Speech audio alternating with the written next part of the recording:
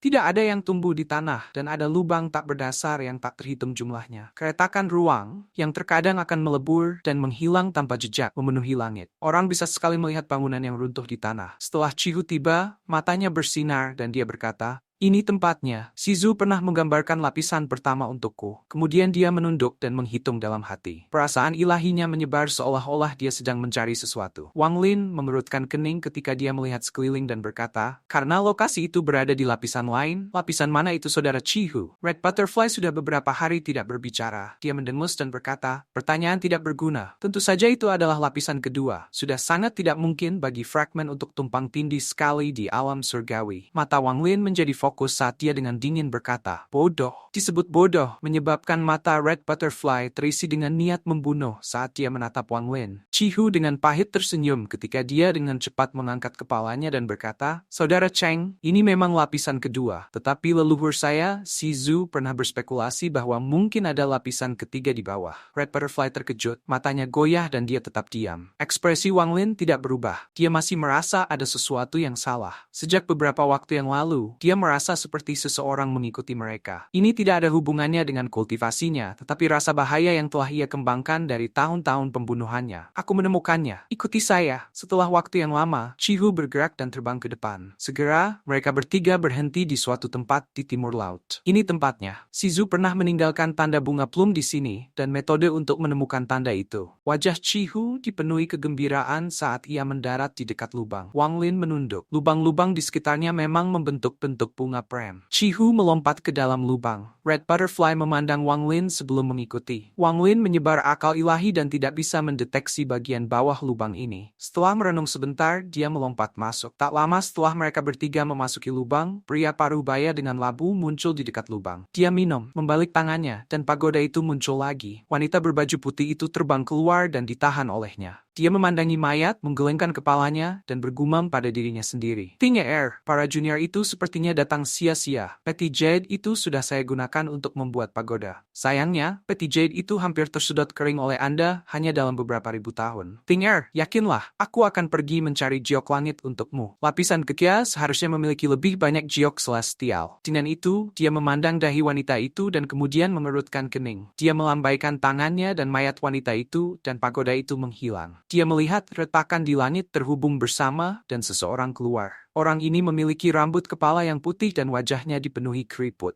Dia keluar dari celah dengan kecepatan luar biasa. "Kenapa aku bahkan datang ke tempat terkutuk ini? Saya telah memeriksa hampir setiap fragmen dan masih belum menemukan tubuh celestial." Dia menghela nafas saat dia turun ke tanah dan melihat pria parubaya itu. "Halo, halo." Pria parubaya itu mengerutkan kening. Dari semua orang yang datang dari Suzaku, lelaki tua ini adalah satu-satunya yang ia takuti. Pria tua ini memiliki tingkat kultivasi yang sama dengan dia. Keduanya berada di tahap pertengahan soul transformation. Tetapi bahkan dengan berapa lama dia hidup, dia tidak tahu orang ini. Tidak ada banyak kultivator transformasi jiwa di Suzaku, jadi dia merasa seperti dia seharusnya tahu setiap kultivator transformasi jiwa di Suzaku. Dia memandang pria tua itu dan tanpa sepatah kata pun melompat ke dalam lubang. "Yah, mengabaikanku, sungguh kasar." Pria tua itu menggosok hidungnya. Dia melihat lubang tempat lelaki parubaya itu melompat dan hendak pergi ketika hidungnya mencium sesuatu.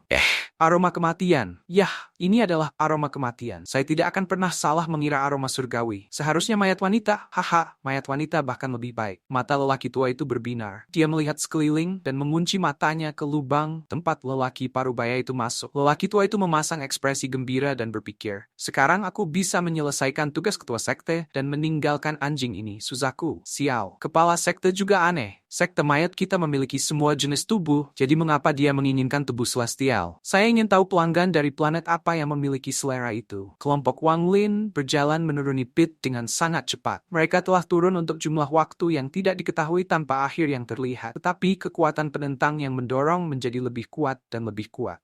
Ini tempatnya. Begitu kita turun, kita akan tiba di lokasi yang tercatat di batu giok, tetapi disegel oleh pembatasan. Namun, dengan kita bertiga, kita harus bisa membukanya hanya dalam 10 hari. Suara Chihu dipenuhi dengan sukacita. Semakin banyak mereka turun, semakin kuat kekuatan yang melawan. Setelah kekuatan mencapai titik tertentu, kecepatan mereka mulai melambat. Setelah waktu yang lama, perlawanan menjadi semakin kuat. Wang Lin menarik napas dalam-dalam saat menutupi tubuhnya dengan energi spiritual untuk bertindak melawannya. Dia menghitung bahwa mereka sudah turun puluhan ribu meter tanpa akhir yang terlihat. Ketika dia menyebarkan indera ilahi ke bawah, ada kekuatan misterius yang mencegahnya melihat lebih 1000 meter. Wang Lin melirik Red Butterfly. Tubuh wanita itu melepaskan cahaya biru dan tidak ada emosi di wajahnya. Adapun Chihu, tanda kapak di dahinya berkedip dengan cepat. Setiap kali itu terlintas, kekuatan di sekitarnya berkurang sedikit. Itu sangat misterius. Waktu perlahan berlalu. Setelah waktu yang tidak diketahui, Chihu yang ada di depan berteriak dengan gembira. "Kami di sini." Wang Lin membuka tasnya dan bendera larangan keluar. Menolak kekuatan dengan bendera, dia maju ke depan dan mereka bertiga keluar gua pada saat yang sama. Saat mereka menyerang, ledakan cahaya terang menghiasi Wang Lin. Dia dengan cepat mengelilingi dirinya dengan bendera pembatas, menghalangi sedikit dan mengamati sekeliling dengan indera ilahi. Ekspresinya menjadi sangat aneh. Tempat ini tidak terlalu besar, hanya sekitar 1000 kaki lebarnya. Di tengah-tengah tempat ini memang ada genangan air, namun tidak ada peti jad di atas genangan air. Jadi tidak perlu berbicara tentang 3 pedang surgawi di atas peti jad. Adapun ramuan roh, bahkan tidak ada jejak mereka. Selain tidak memiliki harta, itu persis sama dengan lokasi yang ditunjukkan di batu giok. Chihu menatap dengan bingung pada pemandangan di depannya. Pikirannya benar-benar kosong. Dia telah menghabiskan semua upaya ini. Bahkan kompas telah dibuang untuk tiba di sini. Tetapi dia tidak akan pernah berpikir. Red Butterfly mencibir. Dia berkata dengan sedikit amarah, "Chihu, ini adalah tempat yang kamu bicarakan. Ini tempat aku membuang benang sari bunga untuk masuk. Jika Anda tidak memberi saya penjelasan yang tepat hari ini, saya tidak akan diam saja." Wang Lin melihat sekeliling dengan ekspresi aneh dan tidak bisa menahan senyum pahit. Dia tidak semarah Red Butterfly. Lagi pula, dia tidak kehilangan apapun dalam perjalanan ini, dan bahkan telah menemukan batu emas ungu. Mempertimbangkan hal ini, dia mendapat untung. Memikirkan hal ini, dia bergerak maju dan mulai mencari daerah itu dengan hati-hati. Mata Red Butterfly dipenuhi amarah. Dia juga mulai mencari, berharap menemukan harta karun. Chihu menatap dengan heran pada pemandangan di depannya dan bergumam pada dirinya sendiri. Bagaimana bisa? Tidak mungkin. Mungkinkah orang lain menemukan tempat ini setelah Shizu dan mengambil semua harta karun? Yah, pasti begitu. Dia dengan getir menggelengkan kepalanya. Dia berbalik ke Wang Lin dan Red Butterfly, menggenggam tangannya dan berkata, "Kalian berdua, kali ini aku yang ceroboh. Saya tidak berharap itu menjadi seperti ini." Red Butterfly hampir kehilangan kendali ketika dia menatap Chihu dan berkata, "Hanya dengan mengatakan bahwa kamu gegabah dapat memulihkan benang sari bunga yang terbuang, Chihu, kupikir kau sudah tahu bahwa tempat ini seperti ini dan dalam perjalanan dengan sengaja meminjam kekuatanku. Anda harus memiliki tujuan lain. Jika Anda sudah menjadi